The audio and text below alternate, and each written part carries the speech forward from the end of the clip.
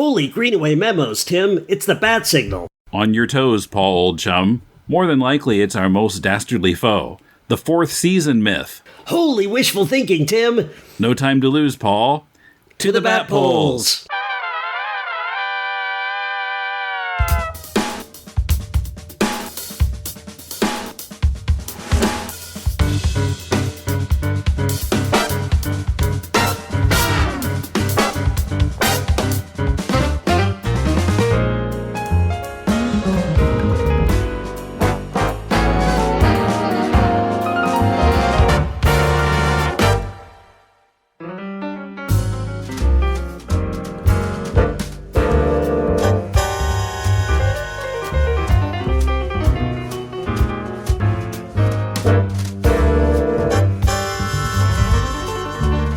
Welcome to the Bat Poles, a ray of sunshine in a world full of darkness.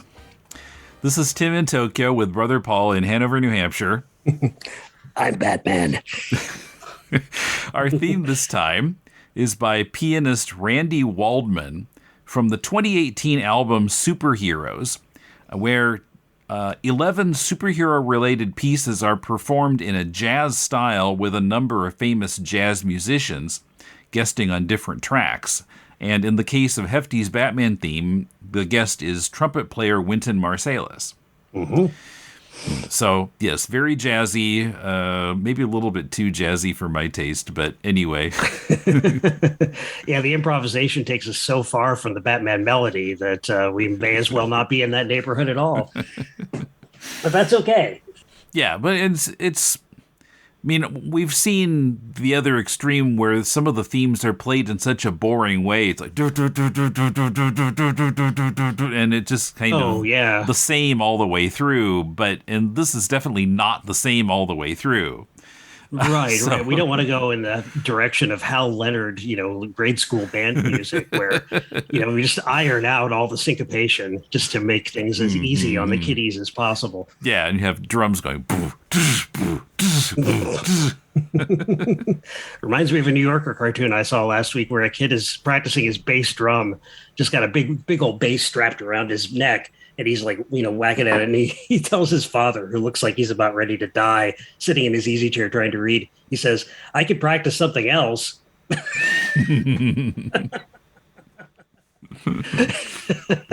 Different number, probably not going to sound that much different. Not on a bass drum.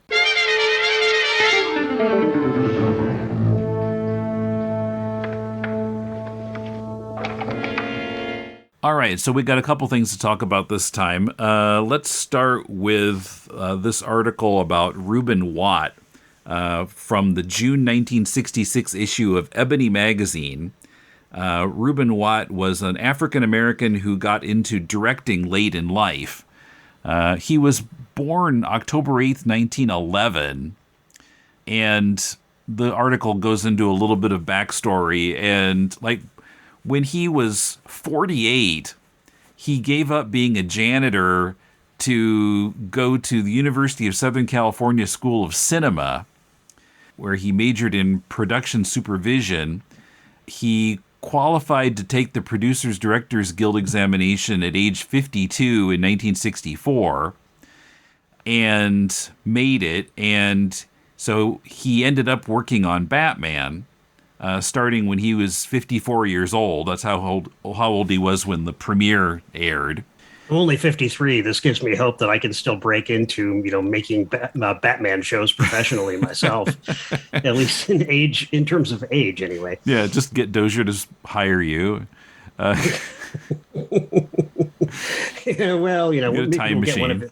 We'll get one of his kids or grandkids. It'll be cheaper than, reanimating him, I suppose. Yeah. Now, Watt was apparently never mentioned in the credits of the show. Mm-hmm. Assistant directors rarely are on television. At least they weren't. They were rarely on in television credits back in the 60s, 70s, and probably in the 80s, too. Well, what I noticed was that there was another assistant director who was credited, and that one varied from episode to episode or arc to arc. And I was, I watched a lot of end credits this week, and saw various named assistant directors, but not him. Then I looked at some of the call sheets that we have. These are season 2 call sheets. And on 3 consecutive arcs, I didn't look at everything we have, but Batman's Anniversary, Joker's Last Laugh, and Catwoman Goes to College, at the bottom of almost every page, you see the name of the assistant director who was credited on the show and Reuben Watt's name. So was he like the assistant director? Something like that. But it's weird, though, that the other assistant director, the one who was credited, would change from arc to arc. That is weird. So, but then the one who was, I mean, I don't know if Watt worked on all the episodes. There's no real way of knowing. Apparently not, unless we get all the call sheets for every single episode of the series. Some of them are just plain not available, apparently. But, since he wasn't credited on the show, his IMDb page doesn't say anything about Batman. That is depressing. Gosh, one is tempted to just automatically assume that the race has something to do with it. But there may be other professional reasons why he's not credited, but that's very strange. It's worth doing some digging into. Yeah, or I'm hoping maybe some listeners would have some idea about this. Why would they have one assistant director who changes from arc to arc who's credited, and another one who apparently did arc after arc and was not credited? Right. Yeah, I mean, hiding in plain sight is something that happens in Hollywood sometimes, where you've got someone who works, for the company before he or she works for, the Batman program. So Watt might have been, part of the 20th Century Fox staff who was assigned to this show permanently through Fox rather than through Dozier. But, still that wouldn't seem to make necessarily much difference. Yeah. On the other hand, if he was consistently involved in every single show, he may have just been considered part of the assistant director's unit, which would mean that whoever was the assistant director was the manager for that particular arc. And then, the people on his almost certainly his crew would be the ones who did all the work, including keeping up continuity from episode to episode, which Watt pretty clearly did if he was, working on every arc, at least, presumably, right? That we can only make some inferences here. Yeah. But I mean, he would know where all the bodies were buried. He would know what Dozier wanted. He would know what Horowitz wanted, and could manage the production. I mean, this is usually what assistant directors do. Is the director takes care of managing what happens on the set, but it's the assistant director who manages everything, leading to the moment where the cameras start to roll, including making sure the actors are all, called. Of course, he doesn't do all these things himself. He has his own, sub-staff as well. But he's, got to make sure that everything is absolutely ready for the director, and the director doesn't have to waste any time, calling together the cinematography crew, the cameraman's crew, or making sure that the lights are, in the right spots. The assistant director is the one who coordinates all that stuff. So he's the one who's basically doing all the work. And the associate or the director of an episode is then a film is then the one who manages what happens while the cameras are rolling and the mics are miking. Okay. Yeah, I explored the possibility that the credited assistant director might be like a partner of the episode director, but that didn't follow through either, because I'd see the same assistant director working with a different director than they did in another arc. So that wasn't it either. One of the photo captions, it shows him with one of the credited assistant directors, Mark Sandrich. And the caption says, Director Norman Foster, who was the director of Zelda and the 13th Hat, I looked it up, Watt and his fellow assistant director, Mark Sandrich, hold confab. The two assistant directors are the only members of the production company who are regularly on the set. comma, must constantly coordinate their activities. So the caption, now, I mean, publications get things wrong all the time, but the caption makes it sound like they're kind of on an equal footing with each other. Yeah, and it's possible that Ebony inflated Watt's role a little bit, Yeah. as a way of, just kind of underscoring Black empowerment. And really, either way, this is an incredible achievement for 1966. Can you believe this? It actually says this in the article that Watt was only one of two Yes. African Americans in the Screen Directors Guild. Like they were he and one other person were the only two. Yeah, that's mind-blowing. Oh my God. I mean, it hasn't gotten that much better. It really hasn't improved that much over the last, 50 years since then, or 60 years, I guess. But in any event, it seems very likely that that Ebony might have, ratcheted this up a little bit, but in a way it's appropriate since here is someone who is not only broken through, I would say a glass ceiling, except it wasn't very glass. It was more like, opaque. Cement. Yes, opaque at the very least. But, this is a real breakthrough position and a real breakthrough, personality we've got here. Somebody who not only started in the business very, very late in life and had to compete with, a lot of youngsters, no doubt. Although at the time, getting into the movies was not nearly as sexy an idea as it was after 60s and 70s auteur cinema hit the United States. So, going to USC to get a degree in film, what was it? Film, coordination and management was the degree? Let's see. Here. Production supervision. Production supervision, yes. Which means assistant director was a, perfect position for him. But going to USC, going to a college to get a degree in cinematic arts was still a relatively new idea, like an advanced degree. Most of the classic Hollywood cinematographers and directors and assistant directors kind of worked their way up through the ranks within the Hollywood studio system. Instead of going, through the higher education route, because there really wasn't much of a higher education route that was recognized or cared about much by the industry.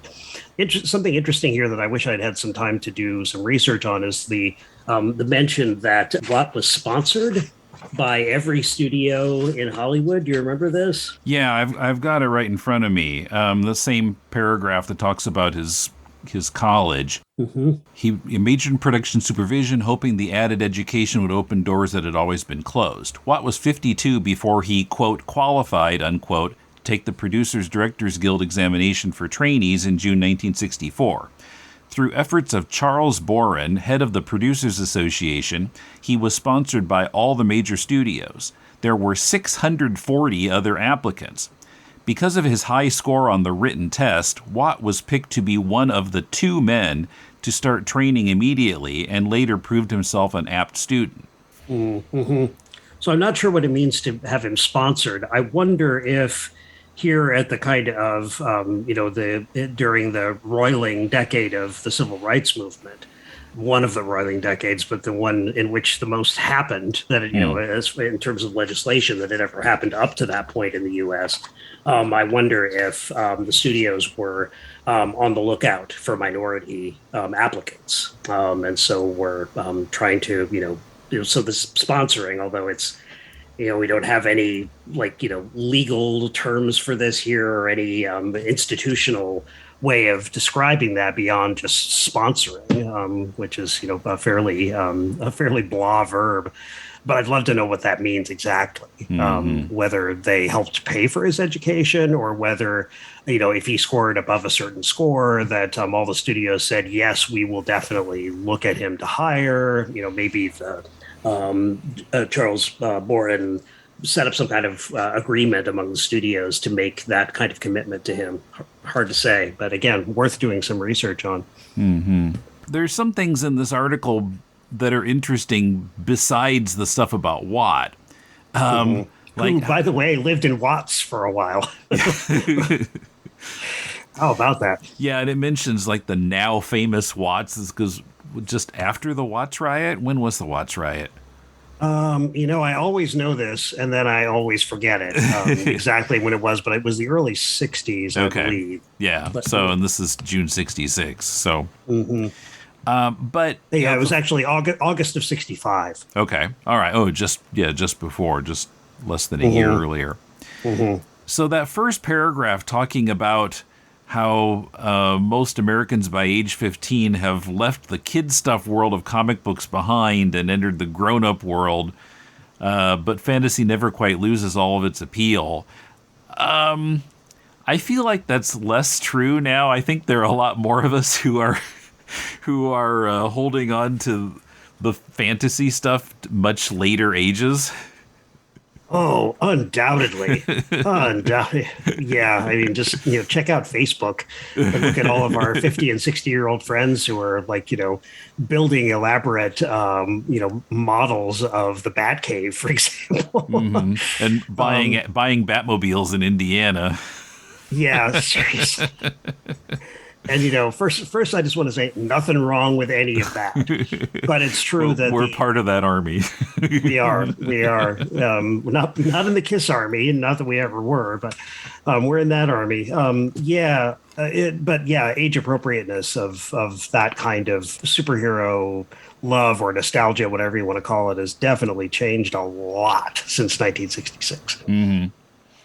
Yeah, and he talks about how he almost didn't get on Batman because reading the script at first it seemed ridiculous. Mm-hmm. And of course we know that a lot of studio execs had felt that way at first too. And potential directors and co-creators and yeah. Like, what is this stuff? Exactly. Now obviously it would be very different. Like, oh, another superhero show, but but right. Yeah, this could be good for my career. Who would have thought that in 1966 without actually trying to get creatively involved in, imagining the future of the show based on Semple's scripts and ideas? Yeah, I think then it was more like, I'll be a laughingstock. Yeah, or it's a crazy idea, but it just might work. But then he came around, so... Yeah, then he recalls that Batman was sold to the ABC TV network before the pilot film was completed and adds, I decided right then that it was going to be hot and I was going to be with it. So that was a good instinct. Yeah, nobody converts others like a convert. I think Dozier himself being a convert to the idea, wasn't initially in favor of developing this as ABC had suggested. So, he could explain why he changed his mind to others working on, he's trying to hire for the show. So I'm sure that helped to convince quite a few, potential naysayers or naysayers who were potential employees of the Dozier-verse, as it were. This article also gives us some idea of what critics were saying about the show during the first season. It mentions that both Watt and Howie Horowitz reject the theory that the show satirizes the American capitalist who is trying to save the world.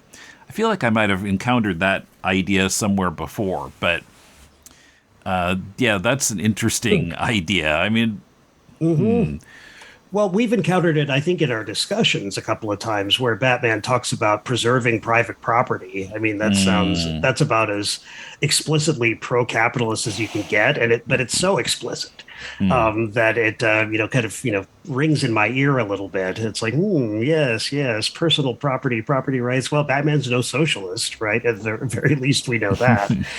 But yeah, I mean, it's almost as if the moment you deny it, you make everybody think that might secretly be what the show is about. No, it's not about that. It's not about what I just explicitly stated as a possible reading of the show. And it also mentions that Horowitz says that uncertainty over the outcome of the Vietnam War contributes to Batman's success. He's quoted as saying, pure escapist entertainment is more successful when there are outside pressures. Now, that really caught my attention. Both of those statements do, but that one is interesting. It's almost as if we've got Mr. Burns, tapping his fingers together, going, "Excellent." They're all distracted by people getting their heads blown off in Vietnam. Um, and while they're worried about that, we'll capture their imaginations with an escapist television show. It's like, wow, Vietnam's the best thing that ever happened to the Batman show. Well, how gruesome. Yeah, I think it struck me because I had kind of seen it as, in spite of Vietnam, they were doing these silly TV shows at the time. But, there were a lot of silly TV shows in the 60s. Oh, sure. In the 70s, the sitcoms got more realistic. But in the 60s, we had Mr. Ed, we had Gilligan's Island, all the stuff.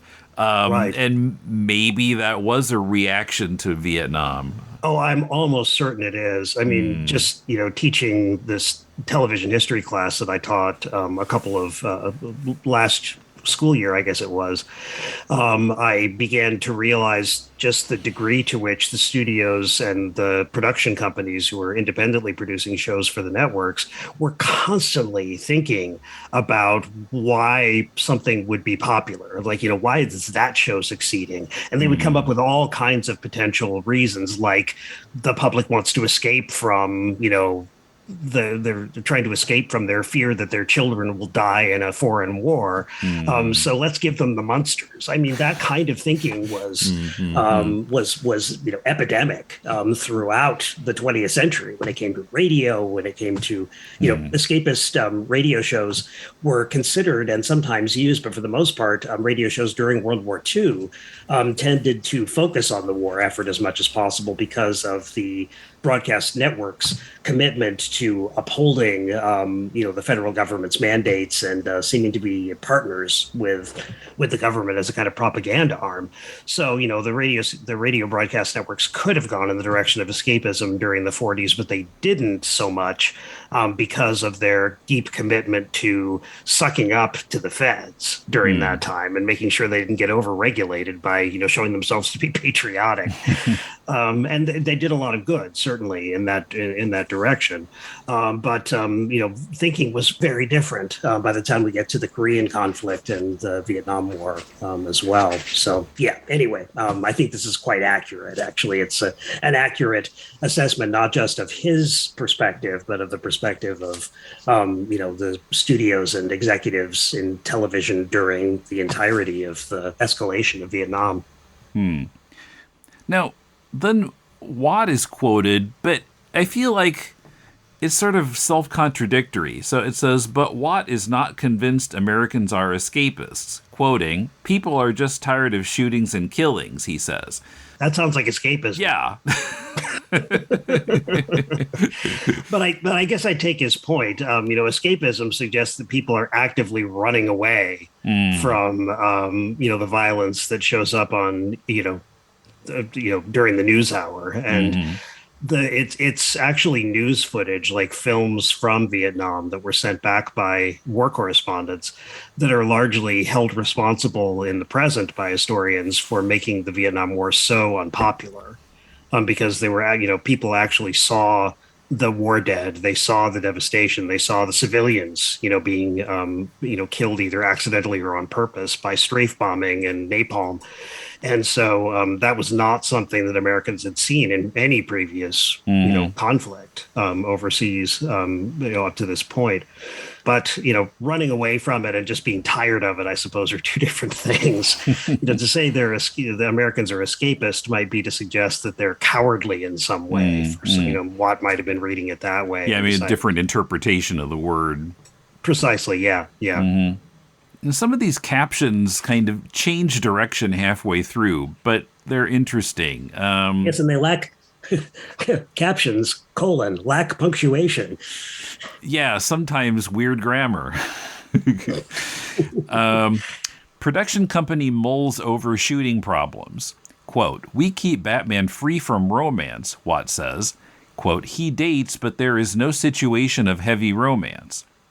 2 companies shot film series to guarantee that there would be enough by month of May." Now, that's a completely different topic, but that gives us a little peek into season 1 that, they were shooting at such a breakneck pace they needed two different companies to shoot the film. Yeah, and by company here, I thought about that. I kind of, got stuck on that for a moment. I think they might be using company as a synonym for team, like Mm-hmm. production teams within Dozier's company or within 20th Okay. Century Fox. Okay. Yeah, and there's always possibility of the reporter misunderstanding something too. But Sure, and then when the caption goes by that quickly and they're using more colloquial language than, like industry language, it's kind of hard to tell what's happening. yeah, and it mentions May. I'm assuming that's referring to the fact that the first season ran into May. May 5th was the last first run broadcast of season 1. Right. Yeah, that makes sense. Did you notice how a couple of the captions go to great pains to emphasize how seriously all the actors take the show? Yeah, West especially. Yeah, there's a photo of Robin getting his hair combed, and Watt is in the picture too, and it says, "Makeup of Robin, Burt Ward, is supervised by Watt. There is no laughter on the set. Even when Robin shouts, 'Holy armor plate, this stuff is about the strongest paper I've ever seen.' There is no snicker when Batman performs in grandiose manner," as opposed to Wayne manner. But yeah, it's just like, and it's not the only caption that's saying things like that. There's no laughter. They take it really seriously. Yeah, my first response to that was simply, of course, there's no laughter because they're miking everything live. It's not a silent film. They can't laugh while they're on set. Yeah. Without having to try to trim that stuff out in the pre-digital era by the sound editing. But then I was thinking, like, what is the thinking that's driving that topic of the captions? Apparently, there must have been some kind of thought, like the actors are all just having a goof here, and they're all just kind of messing around, and it's because it's a silly show. But even the silliest show, the actors can still take it really seriously, or else they're not going to do a good job. Well, I think it's probably important to suggest the dignity of Watt's position here, but also the dignity of the show as a show that has an African American, assistant director working hard to, bring it to fruition. They're trying to make sure that this is not just looked at as just a trifle of some kind. And by they, I mean the editors of Ebony. Yeah. I would think that it would be in their best interest, and probably they think in Watt's best interest too, to play up the fact that this show is taken very seriously by the people who create it. It's interesting, though, they kind of miss the fact that it's the seriousness of the show that makes it funny. If this is how camping works, if you're going to make camping as close to, naive camp as possible, you've got to take it as seriously as possible, or it just doesn't come off. It feels too much like Legends of the mugging. Superheroes. Yeah, like mugging, exactly. And I don't mean being mugged by the show, although I did feel a bit mugged after Legends of the Superheroes. I felt like my wallet was stolen, my jaw was broken, it was terrible. Was in the hospital for 2 weeks after watching it. But mugging in the sense of like having a big Jerry Lewis leer on your face during the whole darn thing. Yeah, another one says, "Script changes are noted by Assistant Director Watt and actor Alan Napier. Actors and technicians all take Batman seriously, but series is still labeled by some observers as straight-face comedy." Yeah. Yeah. Yeah, that was the whole idea. I see no contradiction between those two sentences. Yeah, let's get rid of the but. Let's get rid of the however changeover there between those two sentences. And then another one, "Conference is held in dressing room of Adam West, who says, 'I'm deeply aware of the moral obligations accompanying my work on this series.'" And there's another one that's a shot of Batman and Robin having crashed through the window in High Diddle Riddle. Yeah, full page black and white photo. Quite beautiful in the original glossy, I bet. Part of it says, "Actor Adam West, who plays lead role, takes his role seriously. Says, quote, 'Playing Batman is a serious responsibility. 2 generations of Americans have grown up with a love and respect for this devoted defender of the good and pure.'" If a generation is about 20 years, and Batman's been around for about 25 or 26 years by this time, that's not really 2 generations, is it? Well, let's see. So 27 years. Mm-hmm. So, Maybe my mental math is off. I've always assumed that a generation was considered to mean about 20 years. would make sense, but 14 generations of Americans have loved Batman with all their hearts. well, it's about a generation and a half then, I guess. Yeah, well, I guess West is rounding up. Also, there's a photo of Adam with his father and stepmother. I don't know where else we would find a photo of them. Yeah, that was a little surprising. And he's introducing them to Watt. In the Batcave, next to the Batmobile. Yeah, in the Batcave, right next to the Batmobile. While he's wearing his bathrobe minus H, which he's also wearing in the photo at the top, where he's declaring in the caption the seriousness with which he takes the Batman role, which is all he really ever says in any of these captions. Yes. Says West, I take my father and stepmother very seriously. They look like pretty serious people, too. I take my bathrobe very seriously, too. Was there anything else about the article we need to talk about? I don't think so. The ads fascinate me. Gray hair stays dyed forever. Order today, natural long eyelashes for that lush Polynesian look. Now all I can think of is Polynesian Town from SCTV. There's our second SCTV reference, or actually the first of this episode, second of this conversation. Yeah. Colt 45, malt liquor on the rocks. I mean, oh, man. Anybody put beer on the rocks? It even suggests, I know it's not beer, right? Malt liquor is not beer. The ad copy says so. But it also suggests you drink it with a straw. Oh, man. Yeah, I'm not sure that anybody should be drinking beer with a straw. Okay. Anyway. Now, I guess you must have found it in a different place than I did, because I don't have any ads. Oh, I got it off of our shared file on Dropbox.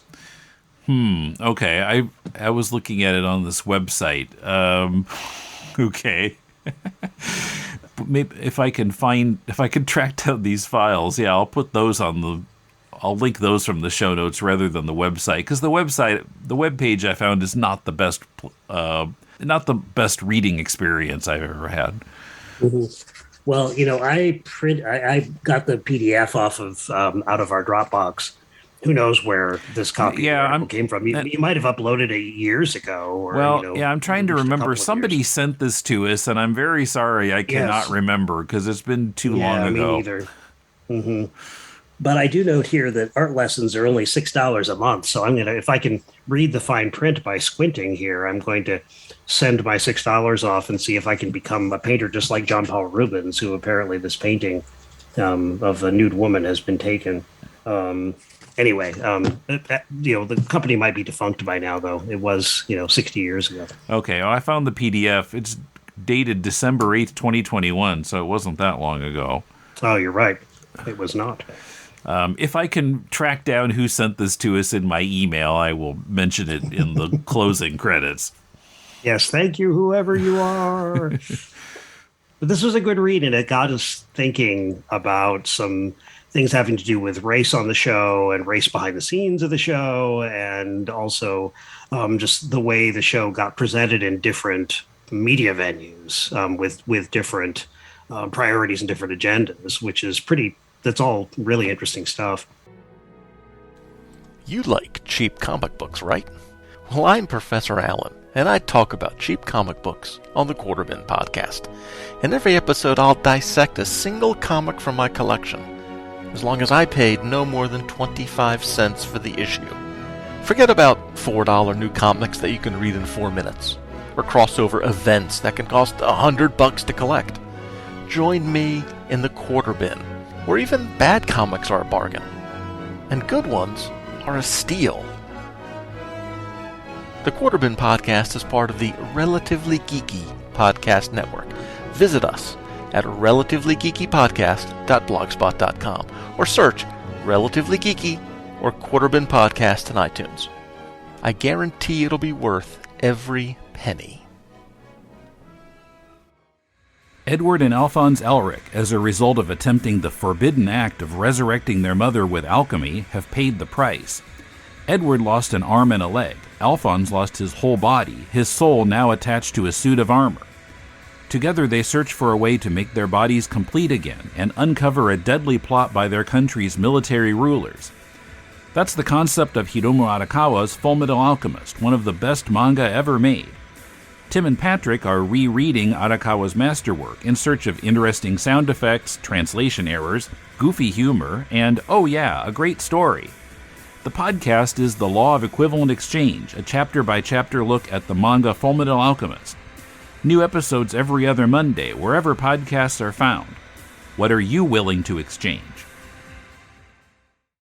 All right, so, of course, recently at the end of each episode, we've been posing some bat questions to the listeners.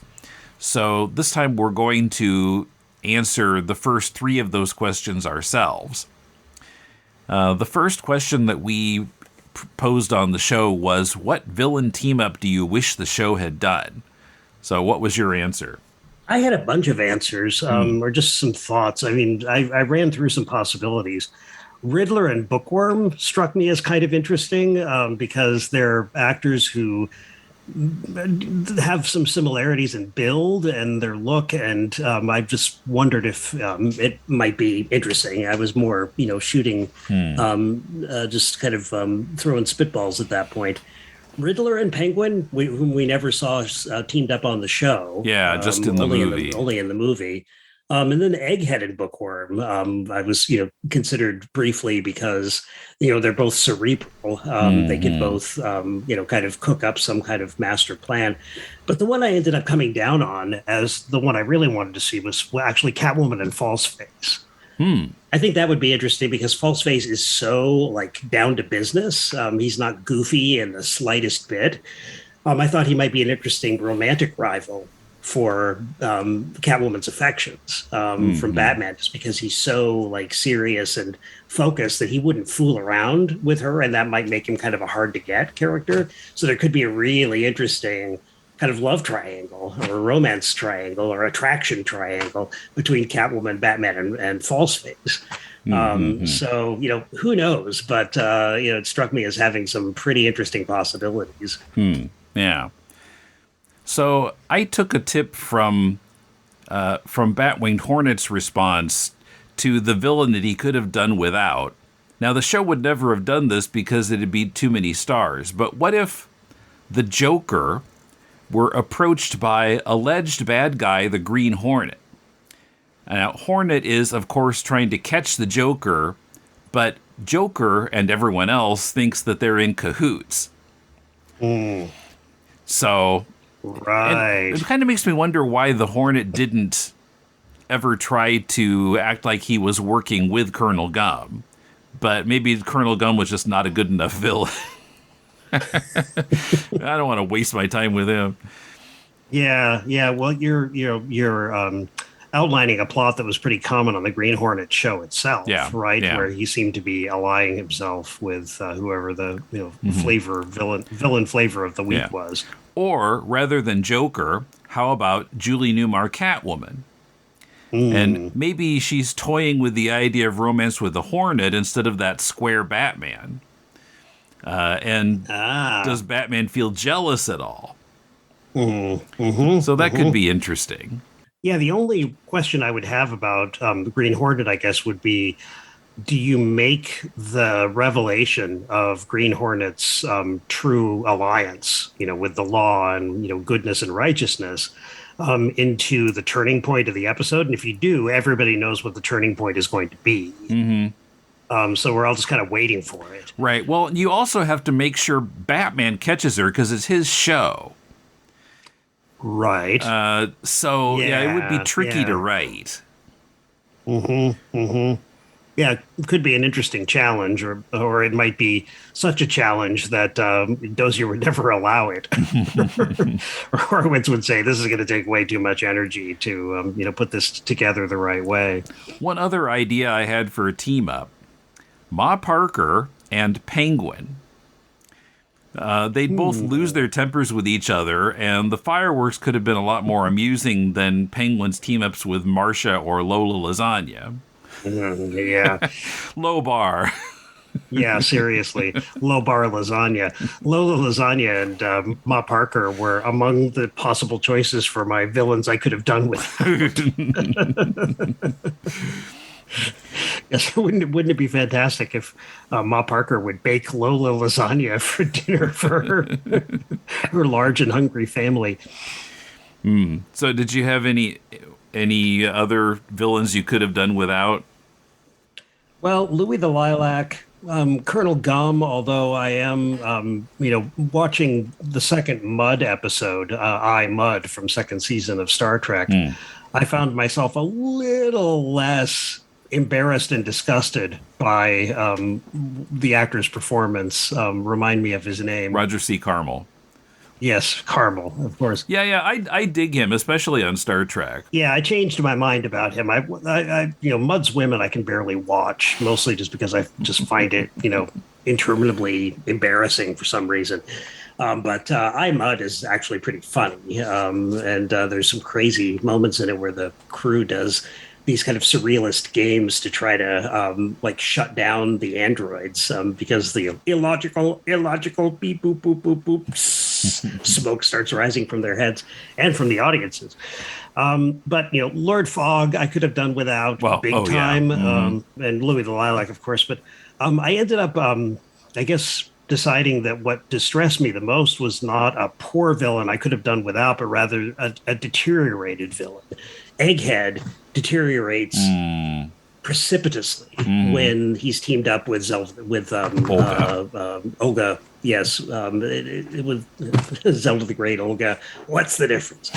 In fact, they are a little bit more played by the same actor, right? Yeah. But I can't figure out what prevented him from becoming an A-list villain, except that he was teamed up with Olga. And it feels like a real waste of both a great, comic actor who plays, the sinister character beautifully after all of his experience in horror films, during his experience in horror films. That's what depresses me the most about the villains on the show, is that Egghead just didn't live up to what his first appearance seemed to suggest was possible for him. Yeah. What about you? Well, so the full question was name one villain on the show you could have done without and how they could have been improved. And so thinking of it with that in mind, I went for Nora Clavicle. I thought about her as well. I'm interested in hearing your thoughts. So, I mean, she could have been interesting with a totally different and smarter script. Now, definitely. Part of the problem here is, it's the 60s, and this whole battle of the sexes type of plot was common on many shows in that era. Although some of what Batman does with it would be right at home in the 50s. Oh, yeah. Yeah, I could even see a relatively forward-looking show like the Dick Van Dyke Show just totally doing exactly the same thing with Laura, for example, pretty easily, and that's early '60s. So it's kind of hard to come up with a really satisfactory alternative that wouldn't feel too modern for this show. Right. Well, maybe, again, this is a stereotype that's probably just as egregious as the women who stand around talking about the nail salon while they should be, should be engaged. Yeah, exactly. In catching crooks and engaged in Nora Clavicle's commanded activities. But maybe if they'd become militant feminists, again, a stereotype, but it would have been a lot more interesting, particularly since Fists on Hips Batgirl, has her own version of militantism or militarism, I guess, or militant feminism that is, made palatable because she's fighting on the side of the law. But it would have given her kind of an interesting conundrum to face. Yeah, you're right. Because, in the show, Nora and her two henchwomen are militant feminists, but the others are completely anti-feminist. The other women. Oh yeah, it's hard to imagine that Nora wouldn't have been totally perplexed and embarrassed and let down by how the women turn out to be completely inept and incapable of doing men's work. Now there are some gender stereotypes of men in the episode too, like Mayor Linseed being so dependent on his wife for cooking and laundry, like he couldn't do it himself. If the episode had concentrated more on like gender stereotyping each other and both sides coming to kind of a realization that they're taking each other for granted, that would have been more interesting. Yeah, I never thought I'd say this, but Gilligan's Island could actually be a standard here. It could actually set a standard that Batman, this episode of Batman, doesn't come anywhere near meeting when Lovey and Marianne and Ginger go on strike. The men are just completely, laid waste to. But if these like police women started to have questions about the job, and they would need to ask the men who had been policemen before, like for ideas of what they needed to do as cops, and then Nora maybe realizes at the end she was mistaken in thinking that women should take over everything and completely cut men out. Or it would be gross, but at least it would be like an interesting plot. Yeah. Or the women could have actually done a better job, which wouldn't be hard compared to Gordon and O'Hara. They'd elevate Batgirl to be Gotham City's main crime fighter, and the duo leave to fight crime in Battle Creek, Michigan, or Carlsbad, New Mexico. Oh, excellent. Yeah, that would be awesome if Batgirl became like, queen of the police force in Gotham City, raised upon the shoulders of Nora Clavicle's fembot army. Yeah, the bat phone reaches Batgirl, not Batman. Yeah, I mean, or at least give her the temptation of, running a really efficient women-populated police force would be totally cool. Such a cool idea. Huh? Yeah. Yeah, I mean, no, I thought of that briefly, but you've taken this a lot farther and more interesting possible directions. Yeah, it could have been pretty glorious if still cringe-inducing. Yeah, might have still been pretty 60s, but it could have still been better even in the 60s. Yeah, for sure. And one more question. What actor do you wish had played a villain on the show, and what villain should they have played? It could be either a comics villain or one you made up yourself, or maybe a villain who was on the show who you think could have been done better by another actor. Why don't you take that one first? Okay. I've got a bunch of possibilities here. Well, so as we've discussed, there were several attempts at getting Two-Face on the show. But Two-Face is a little scary in terms of the show's tone. So you need someone who could do it comedically. My suggestion, Charles Nelson Riley. He could do manic in a way that would be funny with a little edge, but not too scary. He was 35 when the show premiered, so that would be about perfect.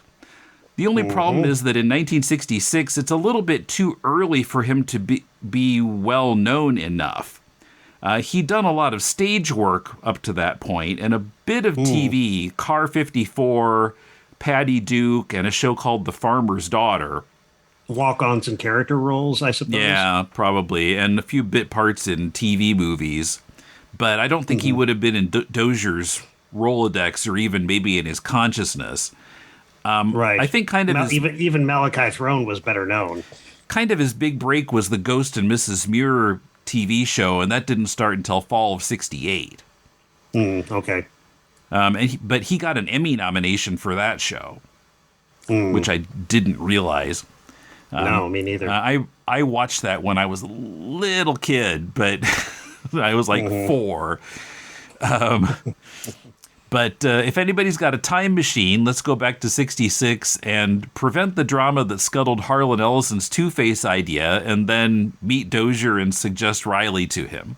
Might have turned Riley into a bigger star than anybody ever would have seen without it. Yeah. Who knows? Well, I ran through all kinds of possibilities here. First of all, I ran through some villains that weren't on the show. So I looked up, I Googled kind of, rather manically, Golden Age Batman villains and Golden Age Batman characters.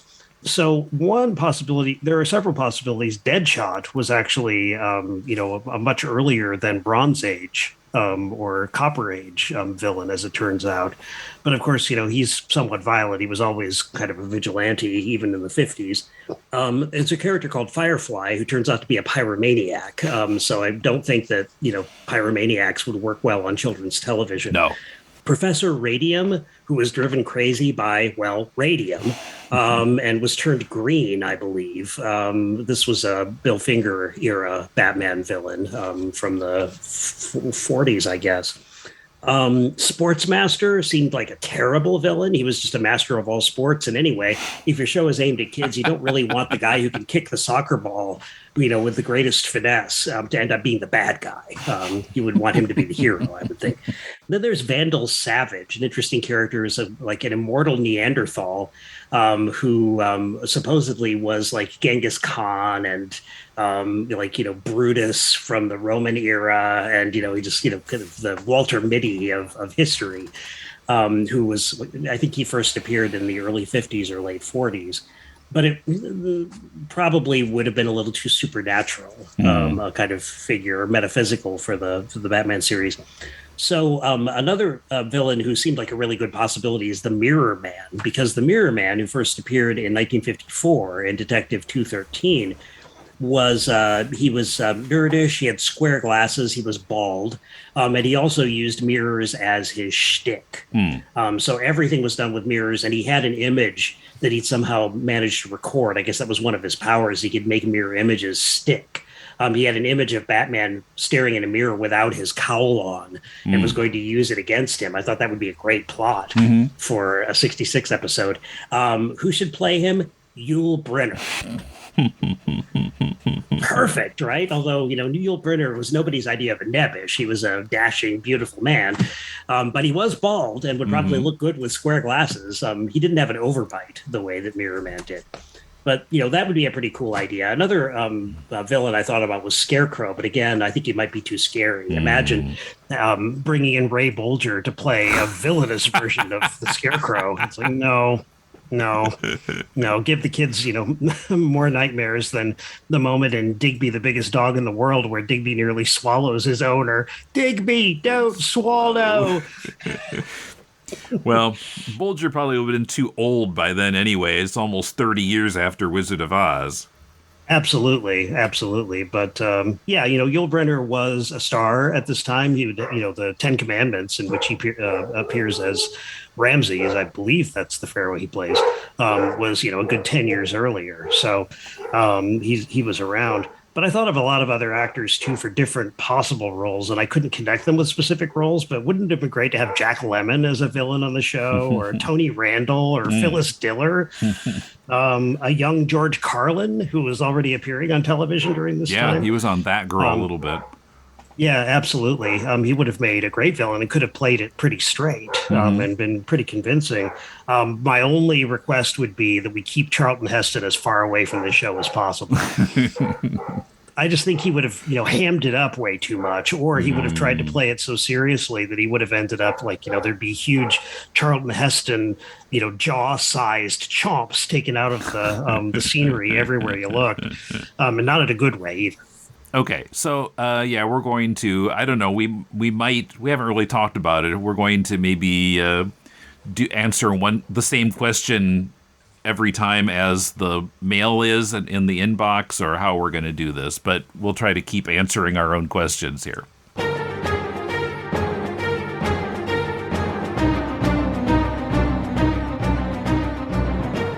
Welcome to the Superman Fan Podcast. My name is Billy Hogan, and I will be your host.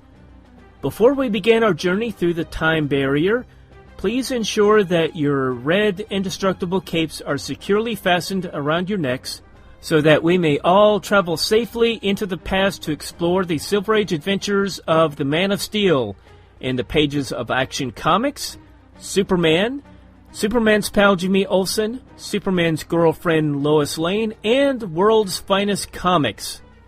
After we return from our journey, I encourage you to go to the website, thesupermanfanpodcast.blogspot.com.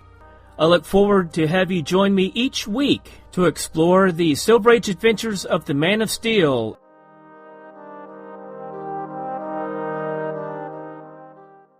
Coming up, Burt Ward on the explosive combination of West and Ward, and Adam West on the Batman movie's famous bomb scene, and we read your mail in the Bat Inbox.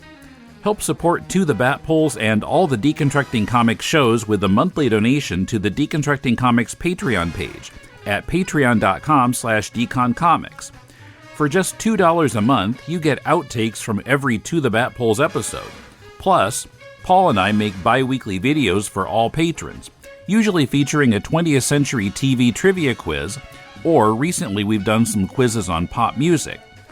Further perks at higher support levels, including the right to have an ad for your own project on the show once a month, and hours of podcasts on the early issues of The Amazing Spider-Man and on the Marvel Cinematic Universe. Also, at the request of a patron, Paul and I recently published a Patreon-only podcast where we discussed 3 issues of Batman Confidential from 2009, in which King Tut was introduced to the DC Universe.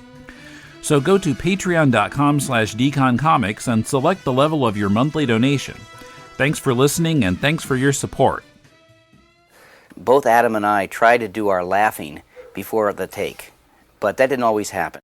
The problem is, when you put Adam and I together, there is some chemical reaction. I'm not sure what it is. It's been 35 years, I still don't know what it is. But something happens when you put the two of us together, and everybody starts laughing. I mean, we start laughing. Everybody laughs. One of my favorite scenes remains that bomb scene in the movie. Our director, Les Martinson Jr., I'd worked with before. Les was marvelous because he elaborated, he staged, he set up that scene so that it was more than what we were presented with on paper or whatever. And I had a chance to improvise a bit, but Les gave us the ducks and the nuns and the lovers in the boat, so that that particular sequence became an arc of frustration. And to have it end with that line. Some days you just can't get rid of a bomb. These are moments that are played by people on the street when I see them all the time. I hear that wherever I go. I wonder what they mean. Some days you can't get rid of a bomb. I hope it doesn't reflect on my entire career. Bat Inbox. Here we are in Bat Inbox land. We're looking at letters, cards, and, well, wait a minute, not letters or cards, all virtual missives all the time. These are about episode 178 of the podcast, our discussion of Batman and Bill, the film about Bill Finger's legacy, from the message board. And we'll begin with Tim and Camden. Yes. Camden says, "Well, I was just as moved as you two were over the emotional aspects of this documentary, gaining Bill Finger's with credit below Bob Kane's. There were a few aspects that I questioned after viewing. The filmmakers and noblemen failed to acknowledge the material Finger stole from creating the character, namely the first Batman story blatantly taken from The Shadow. The reprinted version of The Shadow story even proclaims that it is the source of Detective Comics 27's The Case of the Chemical Syndicate. Omissions like this seemed like a convenience to not portray their subject in any negative light, which seems to be only observed for the business-savvy Bob Kane." Yeah, good point. It never even occurred to me to think about what what Finger was cribbing from, and that cribbing from the pulps was something that everybody in comics did during those first 10 years. Yeah, and superhero comics, that is. Batwing Hornet talks about it too. Right. Responding to Camden, Batwing Hornet says, "I picked up on that too. The film was so agenda-driven to completely demonize Kane and portray Finger as he who was without blemish that the full historical record was not presented. If one could accuse Kane of not crediting Finger for his contributions to the creation of Batman in the interest of setting historical records straight, then it would be just as fair to reveal and examine just how much of a foundation the Shadow story was to the first Batman tale. In other words, it could be argued that Batman, no matter who created what, might not have found a place at the printers without so foundational a source as the Shadow. And yes, I've read endless comic book history books making the connection. But the problem is that you're saying the filmmakers did not, and that can come off as dishonest, all to make Finger appear to be sainted victim. While anyone would support proper credit giving to creators, Kane should not be singled out as some talentless, opportunistic villain, as he was just one of many comic book talents who attached themselves to legendary creations, which ended up just as debated. See the fight between John Goldwater and Bob Montana camps over who really created Archie Andrews and his most famous friends. Oh, about Finger getting his big screen credit on Batman vs. Superman Dawn of Justice, that was a very pleasing moment, as his co-creation finally lived up to an actual version from the comics, along with Bale's version, in a grand film. I've been thinking a lot about this question since Camden and Batwing Hornet wrote these missives. And I guess the only thing I would say about this, I think you're both right. The only thing I would say is that there is still the problem of who actually brought Batman to the state that Batman was when he appeared in Detective Comics 27. Though, yes, none of Finger's own cribbing and stealing was acknowledged vis-a-vis the Shadow story and the Shadow character as well. Nevertheless, we still have a case of Kane claiming all the credit and claiming that Finger deserved no credit until after Finger died, and then saying, "Gosh, I wish I'd given Finger credit." When in fact nobody could have given Finger credit except Bob Kane, the only one who knew what Finger was responsible for. So that issue was the issue of the film, and yet you're right. There is a kind of hagiography, a kind of saintism or a sainthood, sainting of Finger in relation to Kane that is there's some glossing there that's not necessary, I don't think, but it is kind of necessary when you're, at least if you're a Hollywood producer, even a documentary producer, who's trying to create a kind of feel-good story about, a legacy finally being recognized. So the conventions of this kind of documentary as a feel-good fiction story, basically, that brings in reality and formulates it into a fiction story by shaving away, the scaly, cruddy parts of the story. That's, not too unusual, but that doesn't make it right. Then we got an email from Chris Kavanaugh. Hey, Chris. Who was, by the way, the only person who answered the next Bat question. He says, "Hello, Bat Chums." And he sent a lot of links and stuff, which I'll put in the show notes. Here's a clip from the last episode of Shindig, where Dick of Dick and Dee Dee is dressed as Batman to promote the show that's replacing Shindig. I have no idea why Dee Dee is dressed as a bumblebee. The Blossoms join in as background singers. Darlene Love is the blossom in the middle. Paul was correct about the Superman movie providing a springboard for Siegel and Schuster to make their case in the court of public opinion. But the person who led the charge was Neil Adams. Here are a couple of articles I found where he talks about his involvement. Right. So I'll link to those. So this I hadn't thought about that at all. I hadn't remembered it. But I'm glad you brought it up, Chris. Adams, this might have been the beginning of Adams' very public kind of turn into creators' rights maverick, a real champion for them. It wasn't too long after this that Adams left DC and mainstream comics, at least for a while, in order to start up Continuity or Continuum. Can't remember which it was. I think it was Continuity. Name of his studio of commercial artists. And he did a lot of ads in comics and a lot of ads in magazines and such through the Continuity Studios, I believe it was called. And then he ended up producing some comics through that company independently in the late 70s, early 80s.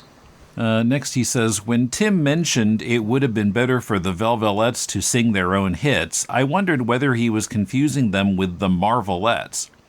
The Velvelettes cracked the Hot 100 a few times, but never the top 40. Actually, I wasn't getting them confused. I just was assuming that if the Velvelettes were on this TV show, they must have had some hits, but maybe they were regional hits or Canadian hits because the show was in Canada. Right. But nonetheless, they were not performing any song that they'd ever recorded. It was Hefty's Batman theme that they were pretending to sing, kind of. It doesn't make any sense to me. But. Regarding your villain team-up question, did anyone mention John Aston's Riddler and Marcia Queen of Diamonds? Seems like a natural. Say, hadn't thought of that. Or how about Marcia Queen of Diamonds and Lurch sticking his head out the window? Yeah.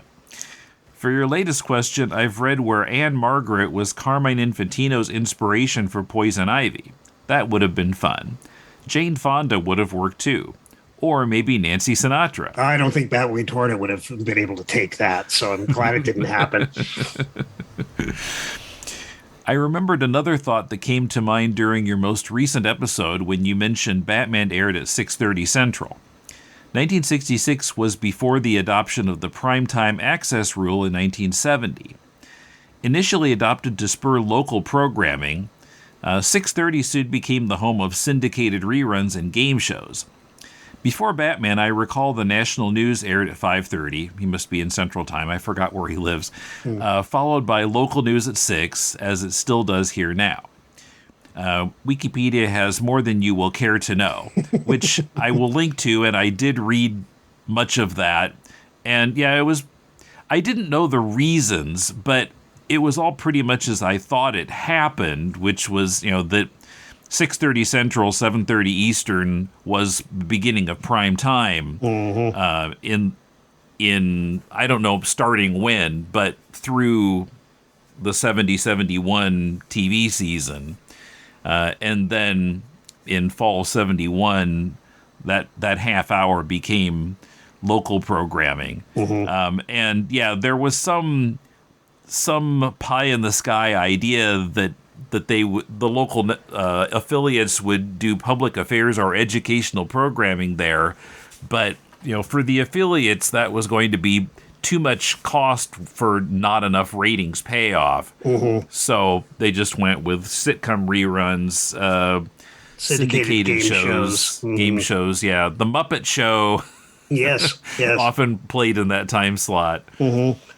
Right, and there were lots of ways that affiliate stations could actually make some money off that half hour by showing cheap syndicated reruns and getting advertising revenue. So they'd lose money probably if they had programmed their own productions of public access or local news or local whatever. They would have wound up or educational shows, but they turned it into a profit-making half hour instead. Yeah, I'm sure you remember in the early 80s, Channel 2 in Cedar Rapids showing MASH at 6:30 and 10:30. Yes. I'm sure they were raking it in. And probably at 2 a.m. too, for all we know. I think it actually went off the air at 12:30 or 1. Chris also sent us an American Bandstand video from that same YouTube channel called You Can Dance to It that I mentioned in episode 178, and was wanting to take a closer look at the channel and haven't gotten to it. But he found this video from January 15th of 1966, and in it we can see the same Batman is Coming sign that Paul Revere and the Raiders would mess around with 3 weeks later as they lip-synced to Steppin' Out. And in this clip, Dick Clark is sitting in the audience, and they show some clips from Batman, part of the opening credits, part of the Batstock sequence of leaving the Batcave, and then the final fight from smack in the middle with the woolly mammoth full of postage stamps. And what I love about it is everyone in the studio is cheering for Batman and booing Riddler. They're 100% bought in. Yeah, for sure. And I have to play a clip of it, so here you can hear them cheering. Now, you were talking about Batman. Yes, zap, howie, bop, bingo. All right, Charlie. Now, if, let's see, those of you here in the studio, you'll have to, I guess, look over here or up on the wall, wherever the monitors are. You stay right where you are because the Batman is coming one time.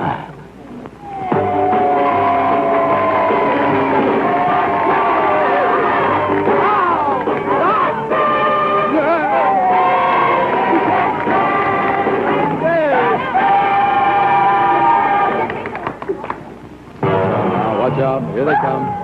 Batman and Robin, intrepid pursuers of evil, fearless warriors against crime.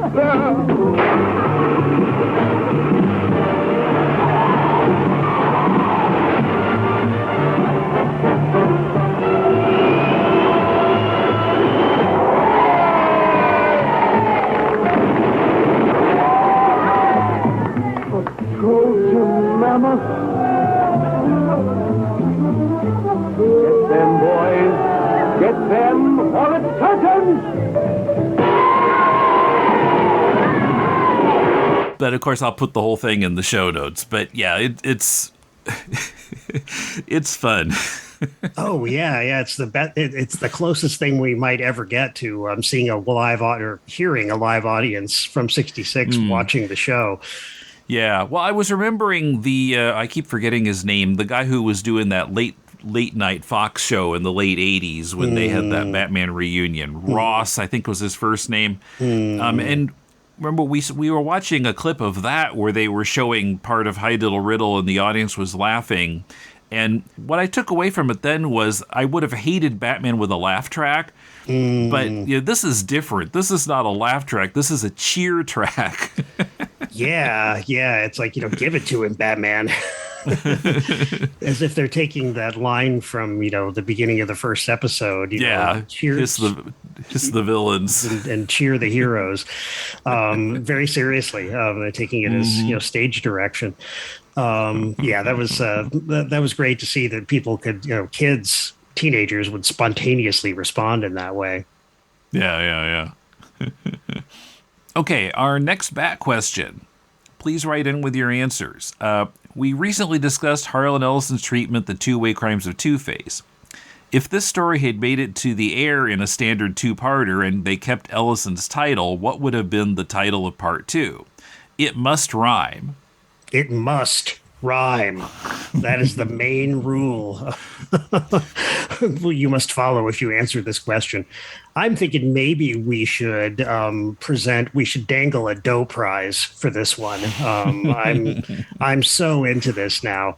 And I am going to win that dough prize, man. I am so ready for this. I gave away the question a little bit ago in our earlier discussion. I'll put that in the outtakes. Okay. But I've been playing around with responses to this. I'm not actually going to be competing for the dough prize, but would love to award one to a worthy entrant. Yeah, and of course, if you've got suggestions for Bat questions or anything else, listen to my spiel at the end for how you can contact us. And so Chris Kavanaugh also sent us a link to a short online documentary about Eartha Kitt's encounter with President Johnson in 1968. And we're going to talk about that one next time, along with, finally, the 8th issue of the Batman 66 comic book series, which we haven't gotten to in exactly 1 year. Oh my gosh, has it been that long? Yeah, it was like April 15th or something, the last time we talked about a Batman 66 issue. Wow, at this rate, the Batman 66 comic is going to last us long. The comic series will last us longer than the television series did as fodder for episodes. Wow. Okay. Yeah. So we'll see you in 2 weeks at the same Bat RSS feed.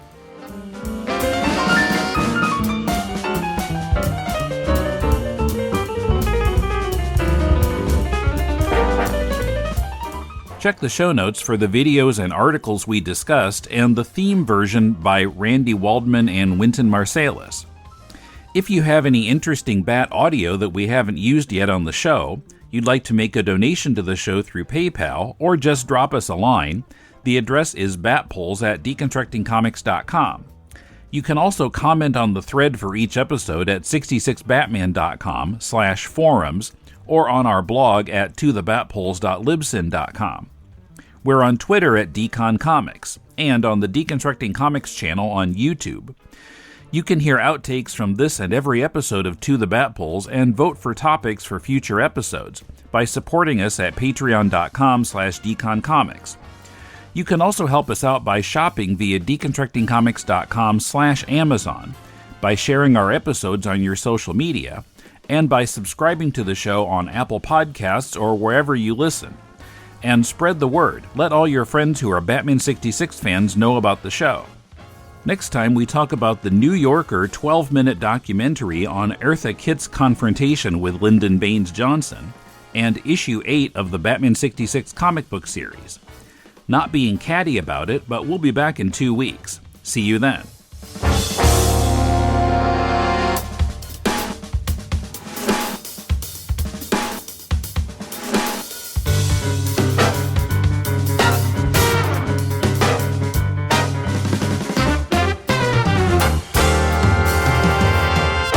To the Bat Poles is a production of DeconstructingComics.com.